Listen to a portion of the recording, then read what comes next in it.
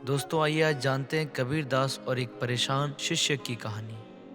हर रोज की तरह कबीर साहब जी आज भी प्रवचन दे रहे थे। उनके प्रवचनों को सुनने के लिए दूर दराज से सभी धनी और गरीब लोग आते थे।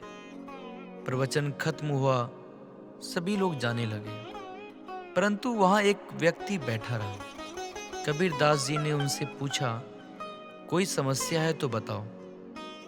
वह व्यक्ति बोला, गुरुजी मेरा गृहस्थ जीवन ठीक नहीं चल रहा है। आए दिन किसी न किसी सदस्य के साथ मेरे झगड़े होते हैं, मुझे इसका उपाय बताइए।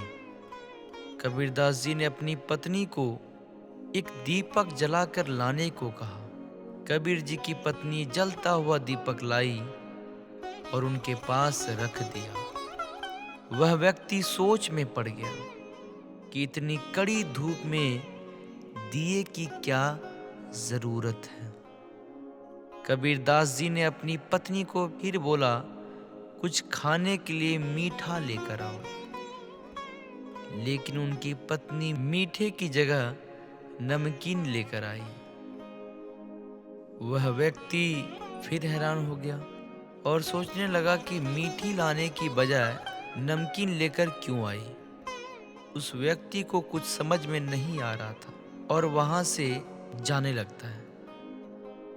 तभी कबीरदास जी उसे रोकते हैं और समझाने की कोशिश करते हैं कि मेरी पत्नी इतनी धूप में दीपक लेकर आई, हो सकता है कि उसने सोचा हो कि मुझे कोई काम होगा।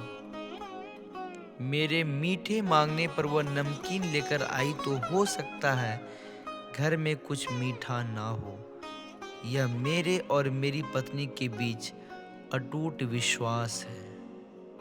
उस व्यक्ति को समझाते हुए कबीरदास जी ने कहा, ऐसी बातों पर आपसी टकराव करने की बजाय इसके पीछे कारण जानना चाहिए। एक सुखी गृहस्थ जीवन का यही रहस्य है कि आपसी विश्वास बढ़ाने से ही तालमेल बना रहता है।